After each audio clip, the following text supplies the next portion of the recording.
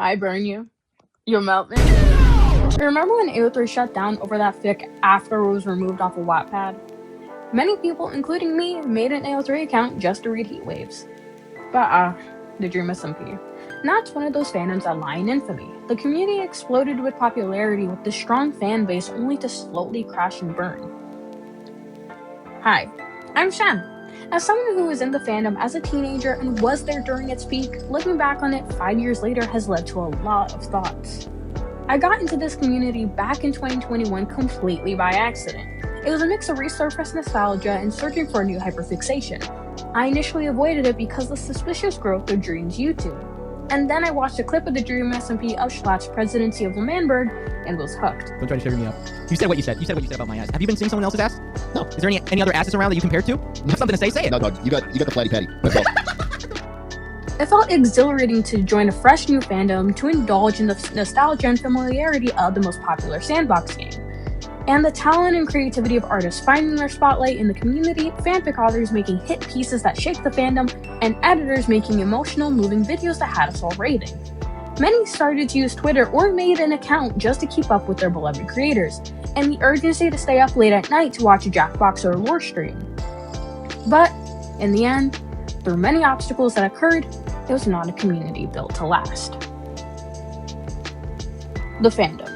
A boom in fanworks came about, and then the love grew for more than just their Dream SMP characters, but for the creators behind it themselves. Speedruns, Manhunt, MCC, and more events that pulled in hundreds of thousands of viewers. Some works being highly praised or critiqued by the community, such as Heat Waves and its sequel Helium, were highly praised, though mixed reception came later on, as those looking back on the fanfic felt like it was overhyped due to what it was about. As Helium was being made, there was so much harassment being made towards the author that ultimately the series was cut short, the fics were deleted, and all traces of the author were gone. Second was Flowers 1970. It was highly praised, though critiques and changes were made due to certain boundary crossings of the content creators, yet it was still booming in popularity.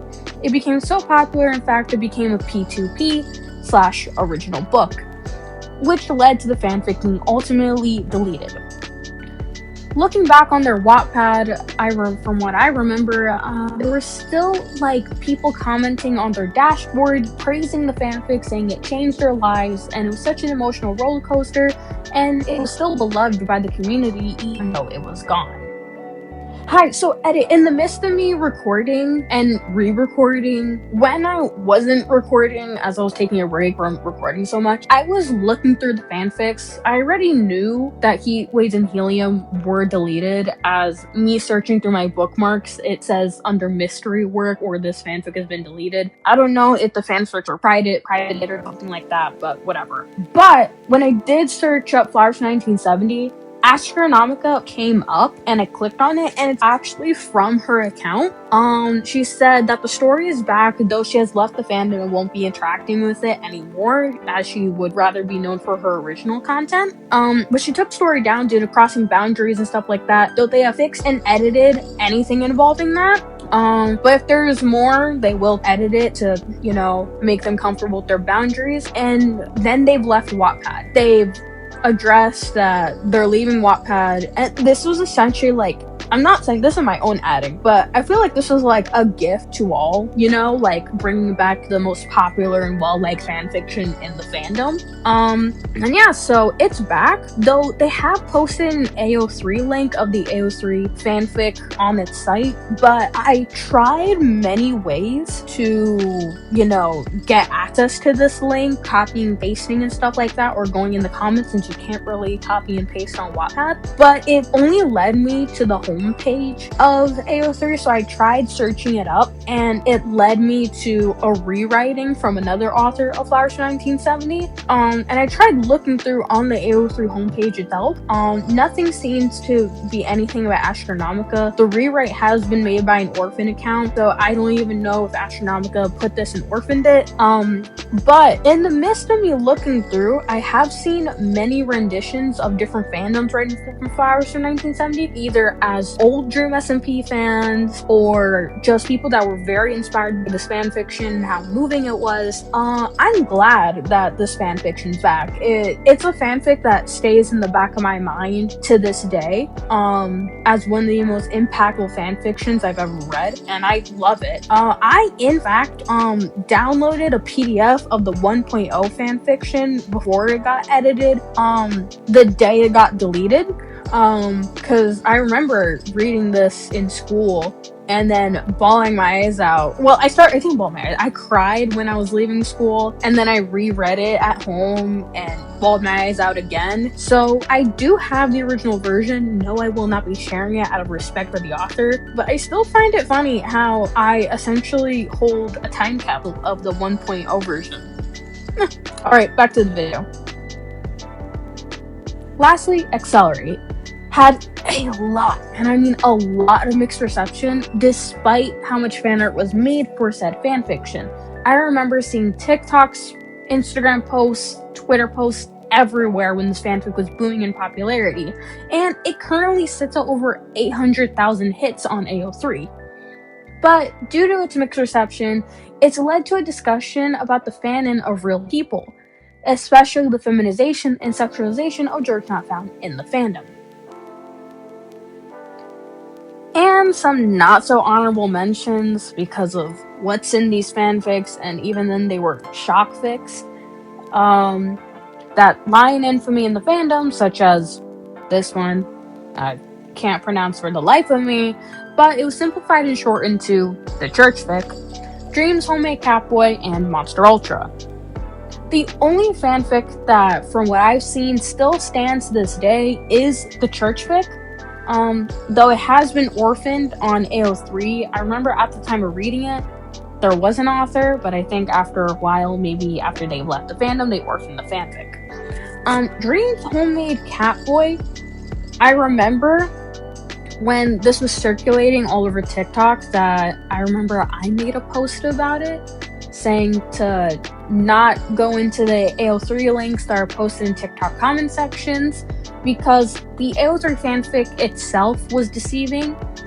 It was some innocent title, it was set to general audiences, and the summary was Dream gets a new cat, despite the fanfic containing all of these trigger warnings. And lastly, Monster Ultra, which I feel like was just a very taboo fanfiction of someone putting things where they shouldn't be putting things there. But as I'm going to explain later on why many of fics and works were deleted, this ended up being one of them. Despite that, like many fan works, it became popular with no true explanation. It's the fans that make promo for other fans which gives these works a great boost whether it was good or not. I believe that, as well as the fan art, but mainly it was the fan fiction that took a huge role in what we consider fanon, and it became so huge that fanon ultimately took over canon. Fanfiction has been a huge thing for decades. I could talk about the history some other time, but focusing on this and the time it happened, this was post-Ramona. Many were well adjusted to being on the internet all the time, and it didn't help that we also had to rely heavily on our computers to get through school. Many were already reading fanfiction at the time as a passerby, or just surfing the web and ultimately finding it, which led to more and more readers. And then, with these fan works having a big boom, it led to authors removing works on the big platform, Wattpad, and moving to AO3 due to its invite policy, and you can make works viewed by registered users only, making thousands to make an account on AO3, including me, and realize how amazing the site was, and it's clearly a better option than Wattpad, moving there.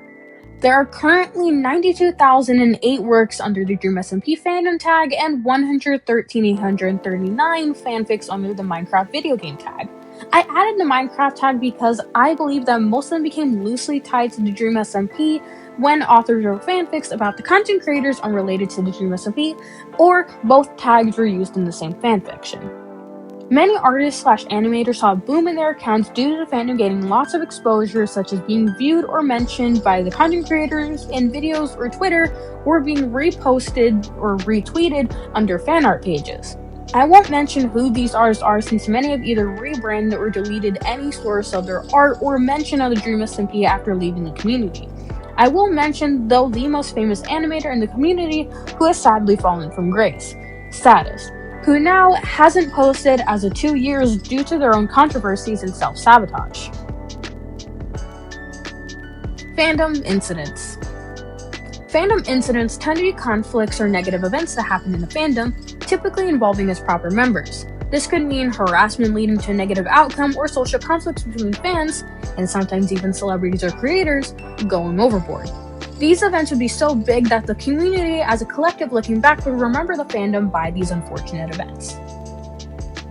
MCC 11.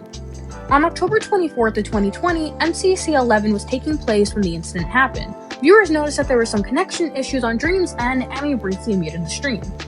Other viewers noticed this. On Georgie's stream, where Dream was not muted on, we can hear him say, "I just don't want people to know the police are here."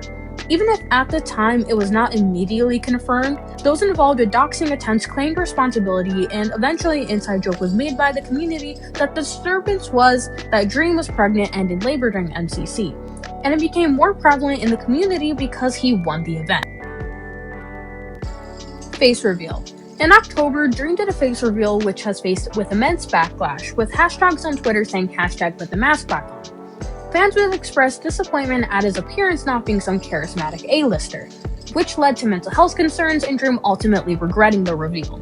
I believe this reaction has led to many faceless content creators either taking a double take on doing a face reveal or just never doing one at all due to this incident, which leads to a talk about parasocialism and how we have idealized our favorite creators. Dream not found at TwitchCon. In October 2022, an MCYT fan pulled up to TwitchCon San Diego to a panel during a Q&A session with the content creators present with the suggestive Dream not found shirt, leading to many in the community discussing boundaries, what is okay to show content creators, and what not to do at a convention. Creator controversies. Controversies are sadly unavoidable, especially when you are a public figure with a fan base. You have many eyes on you. And if you say or do something out of line, depending on the severity, can make or break you. The speedrun controversy. Dream was at the height of discussion at one point where one of his speedruns was being discussed, and turns out he was cheating because during his speedrun he used a mod that allowed him to get rare drops where even the speedrun moderation team suspected something. Dream apologized defensively and publicly and admittedly, immaturely, escalating the situation before eventually apologizing and deleting the videos. The falling out of Tommy Innit and Dream. There was a lot of discourse online between Dream and Tommy where Dream said the R slur towards Tommy's community, and Tommy made a video about allegations towards Dream. Then Dream would respond with evidence disclosing the over-exaggerated claims, and later on ending the drama with the statement of Dream wanting Tommy to remove all videos involving him and ending it right then and there. The Manitreed Saga. A childhood friend of Dream's would join the Dream SMP in early 2022, but abruptly left when accusations of abuse surfaced from actual DV cases that were unproven to be true since the documents were not only doxed, but unverified. These claims could not be reasonably proven without Manitreed showing his official ID. Later it was revealed that actual legal issues were involved that he was on probation for, but the issue was that Manitreed had lied to Dream on what these charges were, claiming it was for smoking cannabis, when in reality it was for DA. When Dream found out about the true, verified charge, he ultimately cut ties with Manitreed, and all accounts associated with the new member were deleted. These controversies between content creators definitely shook many in the space while it was happening. Waiting for evidence to disprove our creators being horrible people, or statements to come around that felt like some sort of ritual when it happened, like we were following some coping procedure. I remember on Twitter when Dream was getting completely dogged on by trolls, and his own community being attacked by those same trolls, we supported each other with positive threads and fan art to deal with it. And when worst came around, it was like someone pressed the mayday button and we all panicked, worried our world was crashing down on us by the people that made it. Erasing participation. The embarrassment phase. Whether the hyperfixation fizzled out naturally or simply time passed, many fan creators eventually erased their involvement, announcing their departure from the fandom and then moving on, continuing their work or moving accounts. or quietly orphaning/removing fics, deleting artworks, abandoning channels, rebranding, or just straight up disappearing. Many people felt judged for being part of the Dream SMP community, especially by outsiders at the time clowning them, giving them the infamous MHA cringe streaming with compilations, Twitter attacks, Discord raids, and more. But the final straw for many erasing any traces of the MTYT community came from the exposure of what their beloved content creators have done, which led to a slow, painful, and dragged out crash and burn of the fandom empire. It became a thing of shame versus self-preservation for many. It may have looked like we erased our involvement because we were embarrassed and hated something we loved, but being publicly associated with the community became exhausting and a chore, a burden to deal with. It invited constant judgment. It made others and me to quote-unquote protect ourselves by scrubbing this fandom from our history. But it was, for us, to feel like we made the right choice by doing so. This community that brought many, including me, joy, became something that we felt we needed to hide. The downfall. After the Dream SMP ended, Dream admitted the loss of its original vision, which contributed to the end and finale of the Dream SMP. And not only that, creators being exposed for real-world issues such as vulgar sex abuse allegations and a few content creators being hit with grooming allegations. And lastly, Technoblade's passing, which has affected many. Along with fandom toxicity and inner controversies with its own fan creators, plus the trolling, intense and heated debates within and with other fandoms, and insane behaviors and harassment which led to a negative perception for outsiders and even those inside the community, maybe giving them a reason to leave the fandom. And lastly, the audience matured, and many, including I, just grew up and grew out of the fandom. The aftermath. I was only 14 when I joined, stuck around for a year and a half, and tried to stay for longer. I gained a small audience on my art that I grew very attached to. I tried to stay, but then I tried to post art away from the Dream SMP, and the algorithm was just not treating me nicely and giving me more engagement with Dream SMP. I announced my departure and moved from my account and eventually rebranded to my current name. With thousands and even the very creators who made the community stepping back, treating the fandom as just a phase that happened. Though it impacted many, positively or negatively, it felt like there was a lack of closure in the community. People stayed until they either couldn't, got burnt out, forced to leave, or just lost interest. I felt like I and others treated the fandom as much as there was evidence for its existence was never there. And it didn't feel like it gradually fizzled out on its own, more like it was cut short. For a community that felt inevitable to avoid at its peak, the silence was loud. Looking back, with kindness. After 4 to 5 years of distance, I don't feel embarrassed about being part of it. It was a huge aspect of my life in fandom. I learned a lot and grew as an artist. It was also my first RPF-based fandom, so I learned many new rules and regulations that I had to adjust, which taught me how to treat other fandoms for future reference with celebrities or content creators, like the current fandom I'm in, Heated Rivalry. I learned to engage with communities differently and more maturely, and to look back fondly, even though it ended with a painful demise, it made me happy. I connected with people through this fandom who I'm still friends with till now. Many of us were within the ages of 12 to 16 when we joined. For many, it was their first fandom. We can't blame them. It was the start of post-Ramona, and we were all learning how to navigate in IRL and online communities.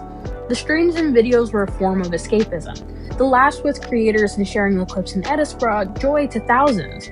As much as it was hated and years have passed, I honestly don't regret it. Yes, I've cringed and felt secondhand embarrassment looking back on past work and actions. I was 14, doing the stuff a 14-year-old would do, and it wasn't that we were too stupid to care, we just didn't know where our limits were, didn't know how to set them up, and ended up caring too much. Closing statements. It was fun while it lasted, and it was messy when it ended. Both things can be true. It's not embarrassing to care about community. It's just funny how a Minecraft server and a group of guys meant everything to me.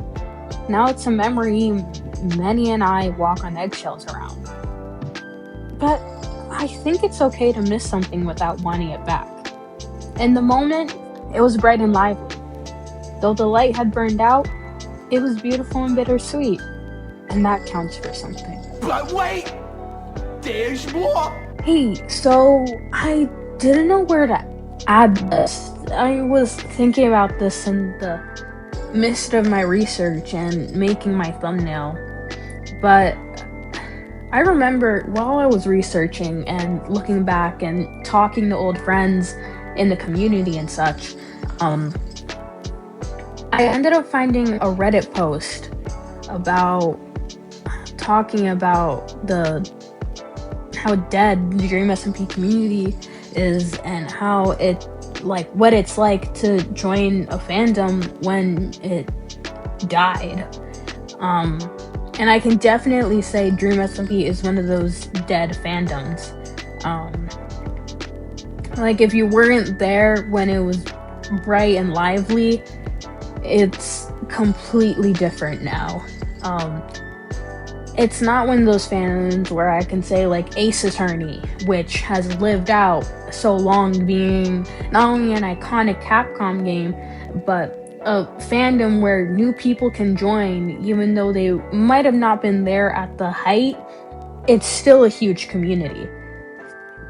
But Dream SMP, it's like, it was only fun if you were there in the moment.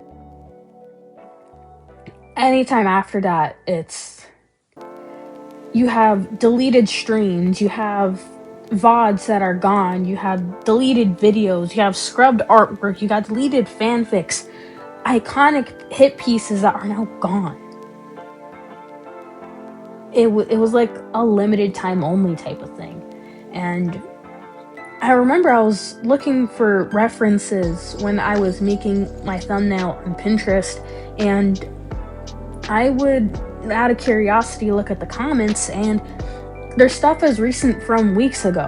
I'm sure if I find hard enough, I can find something from maybe within last week, 2 weeks even, maybe a couple days. But it's nice to see people love the creators that were in the community, but it just isn't the same feeling when you witnessed the crash and burn and you're just like, you just feel bad that they didn't enjoy when, like, before you knew anything, when it was just a bunch of guys having fun before it turned out to be something horrific. But yeah, it's I just don't know what to say. I don't know how to end this, but I just couldn't stop thinking about it.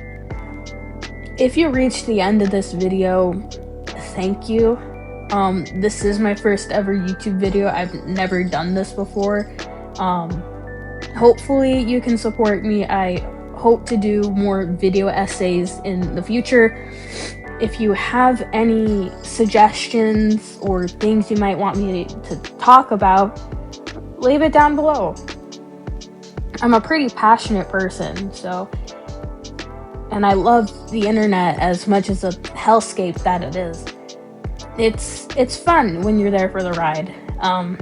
But yeah, thank you so much for watching, and bye.